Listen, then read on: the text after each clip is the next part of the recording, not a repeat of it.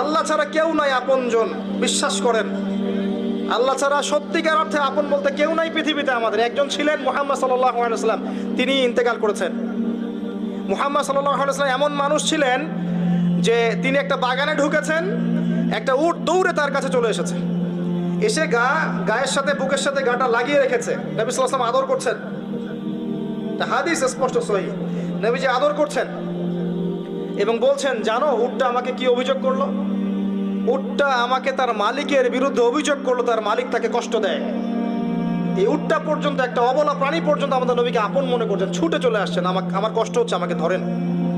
চিন্তা করতে পারেন? সুবহানাল্লাহ। নবী সাল্লাল্লাহু আলাইহি ওয়াসাল্লাম যখন মসজিদ নববী নির্মাণ করেছেন, ওখানে একটা খুঁটি ছিল, এটা অনেকে জানেন, খুঁটি ছিল।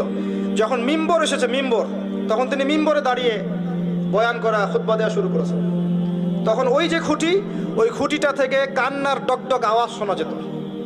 ওই জড়বস্তু পর্যন্ত মুহাম্মদ সাল্লাল্লাহু আলাইহি ওয়াসাল্লামকে আপন মনে করতেন। মুসলিমদের যে কোনো সমস্যা তারা মুহাম্মদ সাল্লাল্লাহু আলাইহি ওয়াসাল্লামের কাছে যেতেন, বলতেন, তার সাধ্য মতো সেটা সলভ করে দিতেন। একবার নামাজে দাঁড়িয়েছেন মুহাম্মদ সাল্লাল্লাহু আলাইহি ওয়াসাল্লাম, একামত হয়েছে, একামত হওয়ার পরেও তিনি বাসায় চলে গেছেন। সাহাবীরা জিজ্ঞাসা করলেন, ব্যাপারটা কি?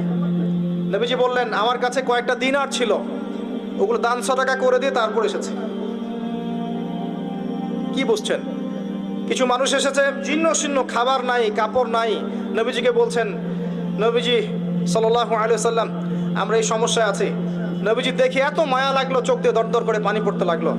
তিনি সাহাবীদেরকে বললেন, হে সাহাবীরা, তোমাদের মাঝে কি দানশীলরা নেই? নিয়ে আসো, তোমাদের কাছে যা আছে নিয়ে আসো। সবাই কিছু কিছু করে আনা শুরু করলো। আস্তে আস্তে আস্তে আস্তে স্তূপ হয়ে গেল সম্পদের। এটা দেখে নবী সাল্লাল্লাহু আলাইহি ওয়াসাল্লাম হেসে ফেললেন। এটাই তো সেই হাদিস যে কেউ ভালো বেদাত চালু করলে এটার হাসানা পাবে, এটাই সেই হাদিসটা। তো নবী সাল্লাল্লাহু আলাইহি ওয়াসাল্লামকে সাহাবীরা আপন মনে করেছেন। এখন কাকে আপন মনে করবেন আপনি? আমাকে? আমার মধ্যে তো নবীর সুন্নতের 5%ও নাই। আপনাকে দেখে মনে হচ্ছে আমাকে যে আমি অনেক বড় স্কলার, মুফাসসির কোরআন অমুক তমুক। আমি নিজেই তো বুঝতে পারছি যে আমার ভিতরে নবী সাল্লাল্লাহু আলাইহি ওয়াসাল্লামের সুন্নাতের 10%ও নাই। কে আপনাকে নসিহত করবে? কে আপনাকে তাজকিয়া করবে? যারা এমন আল্লাহওয়ালা মানুষ, যারা এমন তাকওয়াওয়ালা মানুষ, নূরওয়ালা মানুষ, এই মানুষগুলোর কাছে গিয়ে পড়ে থাকেন, এই মানুষগুলোর কাছে গিয়ে সহবতে গিয়ে পড়ে থাকেন, খুঁজে নেন এই মানুষগুলোকে, কোথায় আছে খুঁজে নেন। আমি জানি না কোথায় আছে, আমি নিজেও খুঁজছি, আর আমাদের খোঁজার দৃষ্টিভঙ্গিটা খুব সূক্ষ্ম। ওই যে ইমাম বুখারী দেখেছিলেন না, ওই যে ঘোড়াকে খাওয়াচ্ছেন প্রতারণা করে, হাদিস নিলেন না তার কাছ থেকে, আছে না? জানেন না আপনারা?